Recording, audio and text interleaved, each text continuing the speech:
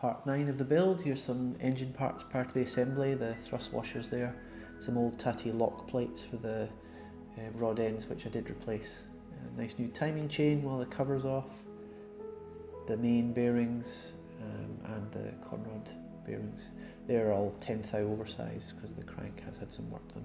The camshaft you saw briefly there is the original one that came out of the engine, but it was a sportier cam, so I did send it away to get machined.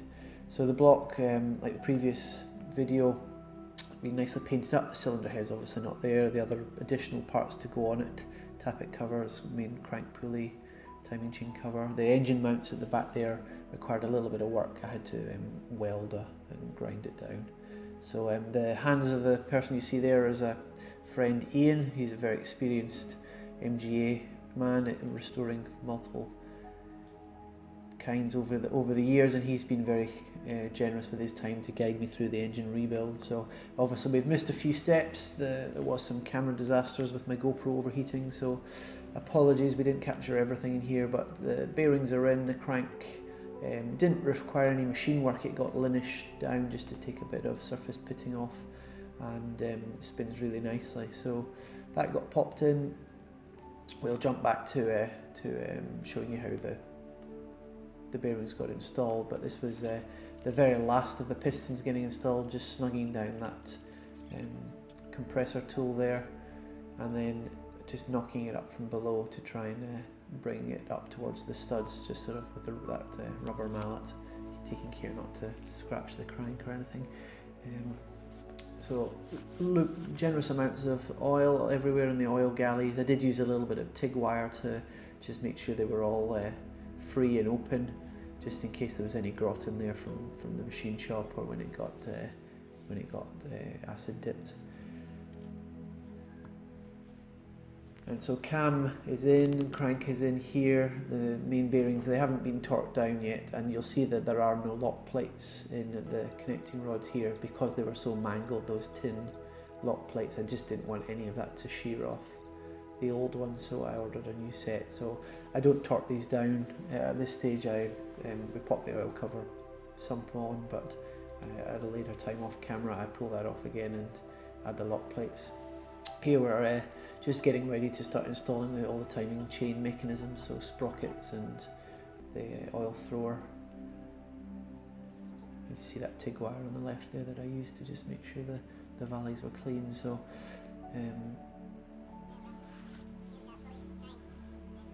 here we basically got the number 1 cylinder up top dead centre. We're just trying to align the timing marks that are on the sprockets, and just there is a keyway there. I was just making sure that was going on the right way, and there's a couple of washers there, thrust washers in there as well. Deep in concentration as I screw up my face. So here, when you see the crank pulley and or sprocket, I should say, there are a couple little divots or dots on the sprockets that you should line up. And you'll see in a second we use a straight edge just to make sure that they are true aligned through the centre of the pulleys. We did have to take this on and off quite a few times. We thought we got it right first time, but we were 1 or 2 teeth off, and that could make the difference in the timing. So we did labour this and take our time with this.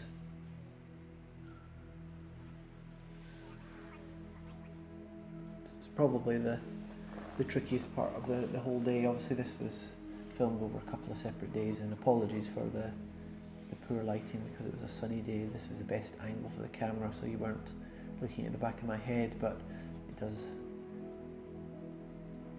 blow out the highlights a little. So a little bit of finicking later, the rest of the family arrives to see what's going on. We're just there's Alan Jr. I think I gave him a bit of a health and safety lesson for incorrect footwear in the workshop, so he disappears off to put some shoes on and come out and see what we're doing. He's starting to take an interest in the project. So this is us taking it off and back on again for about the 3rd time. And each time we're just using that screwdriver to just turn the crank just ever so slightly so that we align those timing marks.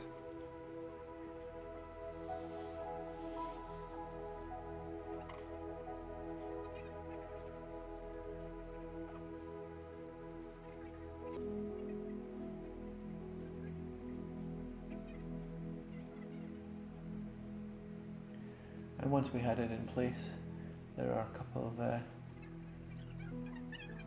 lock tabs to get bent over. I'm just holding everything in place now with the mole grips.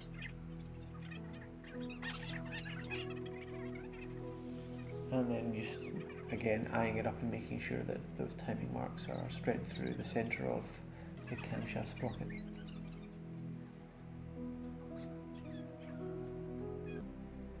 Alright, so as just we didn't put any gasket down here or anything like that, just a couple of bolts just to hold it before the lock tabs for the rod ends came through the post, and they were coming through eBay.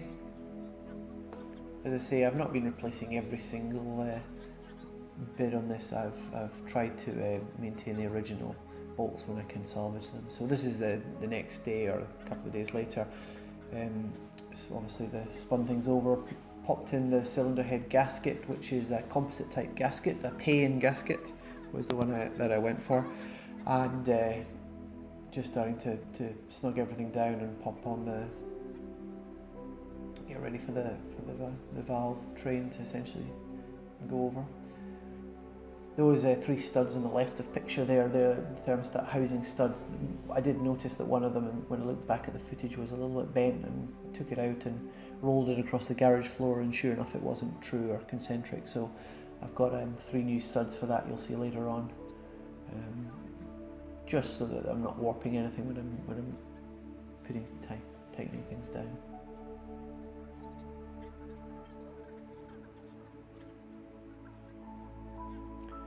And so here we're just putting in the cam followers.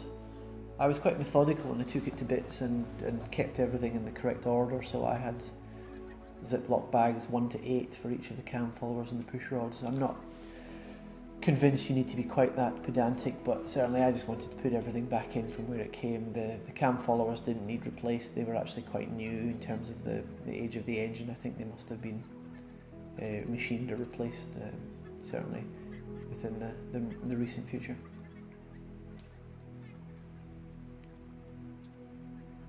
Ian on the other side is just putting in one of those engine mounts. Okay, so hopefully some of the engine rebuild was captured, although the lighting wasn't ideal, but this is the state of affairs now. We're getting close to being able to put it into the chassis and seeing if we can turn it over.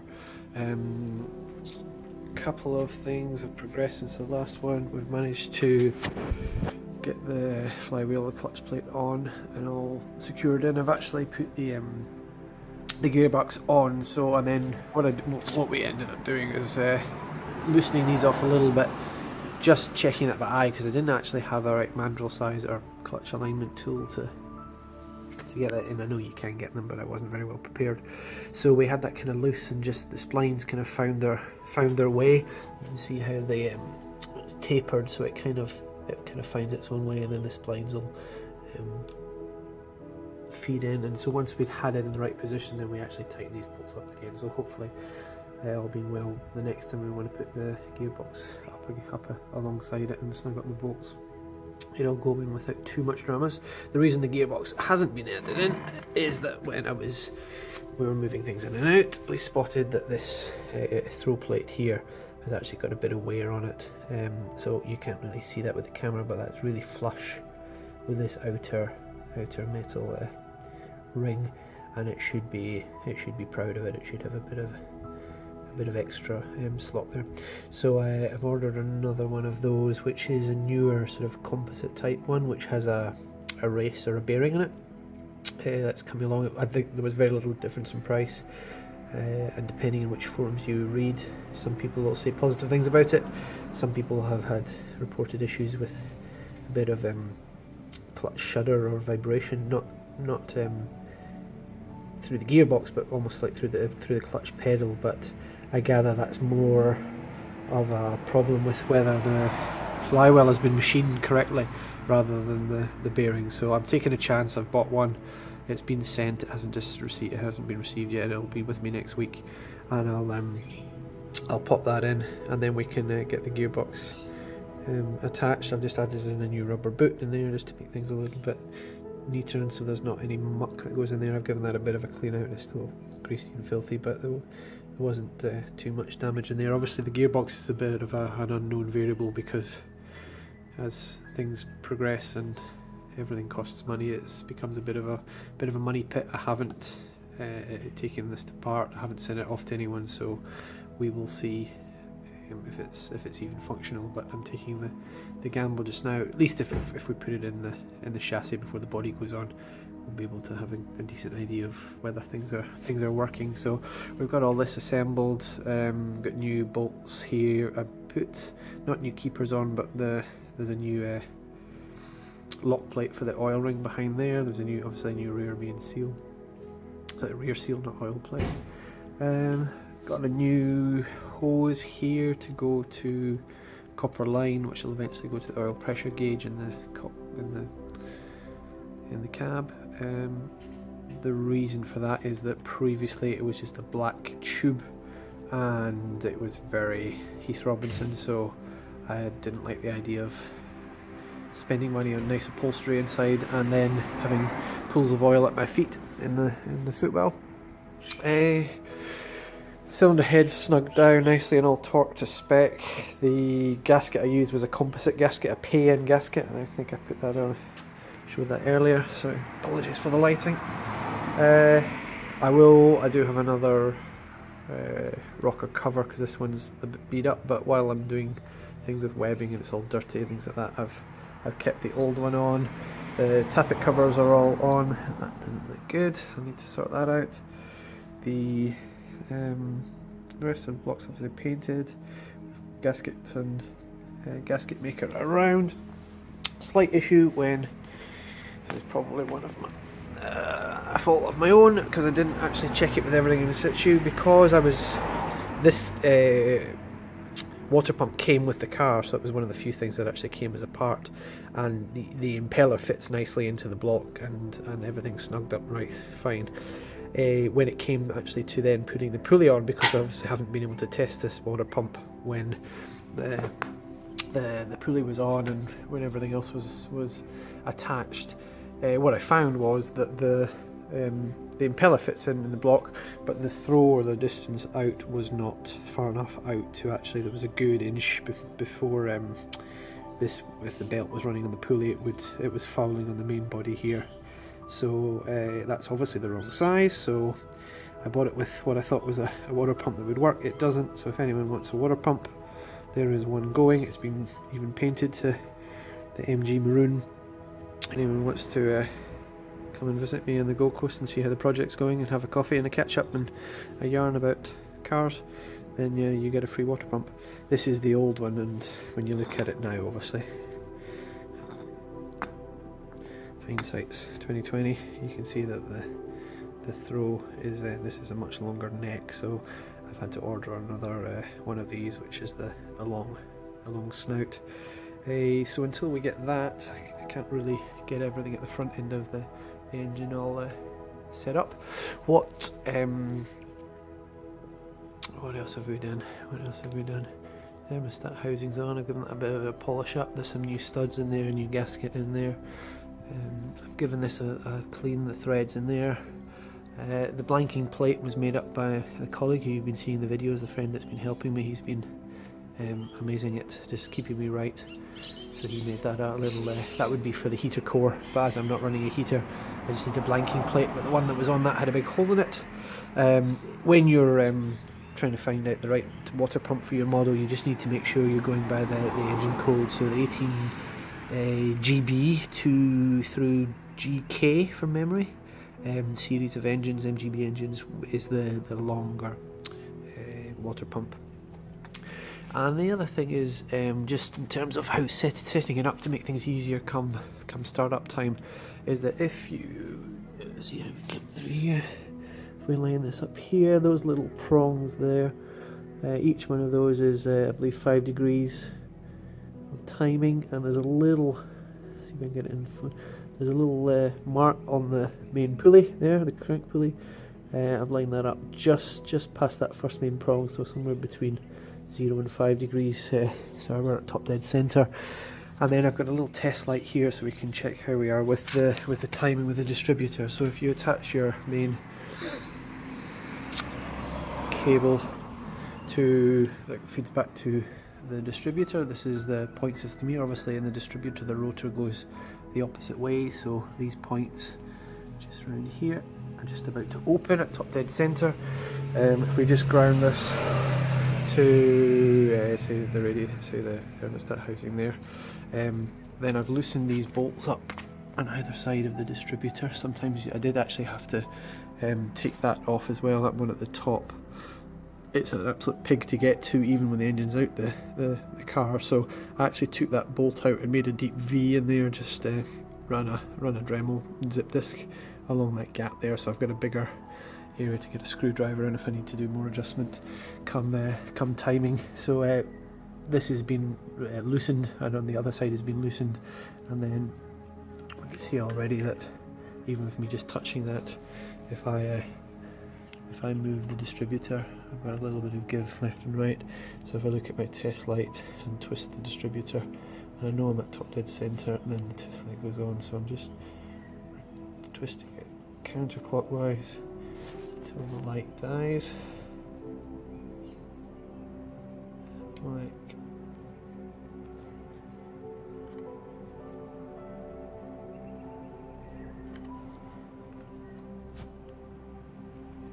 easy to do with one hand, excuse me. There we go. And then just start to twist it clockwise until we get the light coming on, just very brief, just small movements. I'm just probably somewhere in between these two, and feel the teeth of the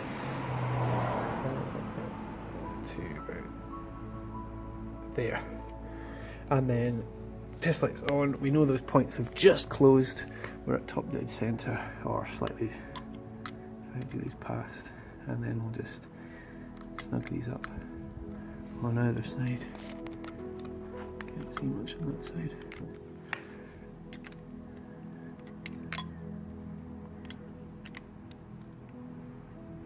There we go.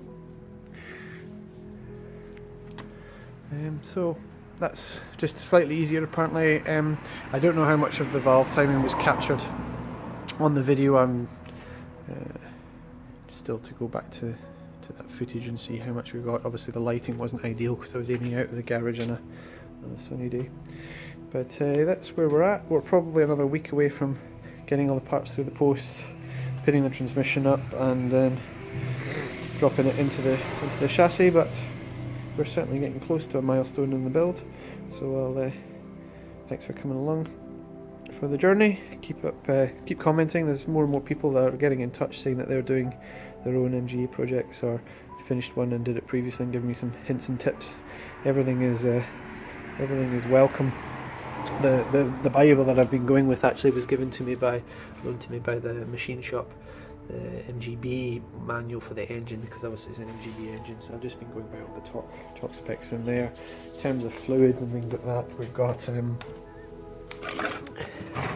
gone for some Penrite gear oil for the gearbox, and 20 weight 50 for the engine. So we've got some oil, we've got some petrol, and I've got a new fuel filter, and I could even use the old electric fuel pump while we're starting things up.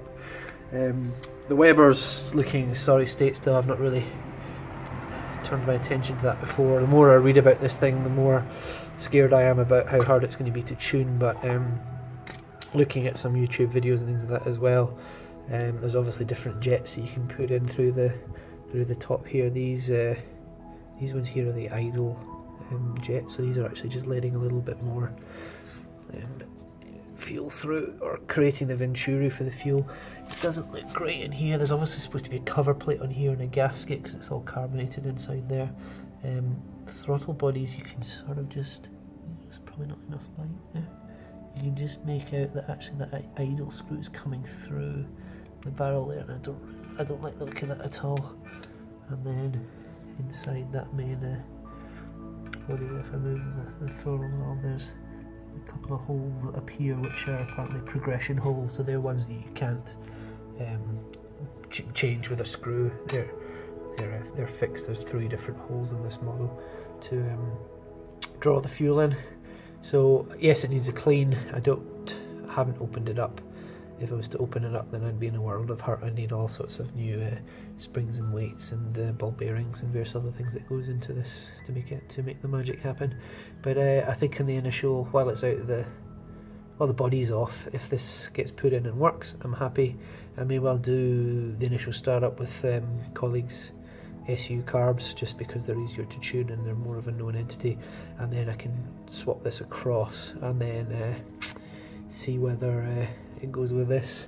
I'm still not sure if I like this air filter at the back here. I do like the kind of ram tubes that you get for these Weber carbs. I just need to see if I can find some or source some in Australia that aren't too pricey, but they do look quite nice with the single tubes coming out of each Venturi or each port. A little bit of cleaning up for this, but that's the project as it stands. Obviously we're an older MGA, so it's a generator going back in, so I've just spruced that up. I've not taken it apart, there is no inspection cover for it, but just spinning the bearing feels pretty good. There is actually stamped on all Lucas parts, if you've got Lucas parts in your car, the date of manufacture. I don't know if you can make that out with this lighting. April 1964, 464. So fits in with the date of the car, certainly. So we're getting there. I'm not sure what people think about this. It was bought because I had an oil intercooler beforehand, but I do think it looks quite ugly. But I'm hesitant to keep on wasting money, spending money when this does the job. It just really should be a braided hose that gets trapped down on the inside there. That does look a little bit ugly. We'll see how many problems that gives me once it's in the engine bay, because things are a bit tight. But that's where we're at. So all being well, the next video you see will be engine and transmission in the chassis and us trying to get it started. So that's it for now. Cheers.